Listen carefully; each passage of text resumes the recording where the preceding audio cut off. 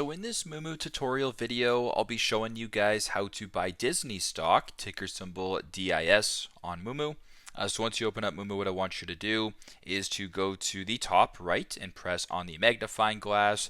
As I mentioned, type in ticker symbol DIS for Disney. So at the top here, there actually is two different options. So if you're in Canada, you can go with the Walt Disney one that is Canadian dollar hedged, or you can just go to the regular stock right here at the top and press on Disney. Once you're here, go to the bottom left and press on trade, and then press on buy.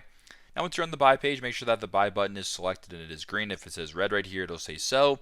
You can also change the session which you're buying this in. So if you want to go pre or post market or regular trading hours, you can select such. You can change the limit as well to, the order type to limit order or market order. You can also go to the bottom here, type in the quantity. So for example, if you wanted 10 shares, it'll cost you $902.20.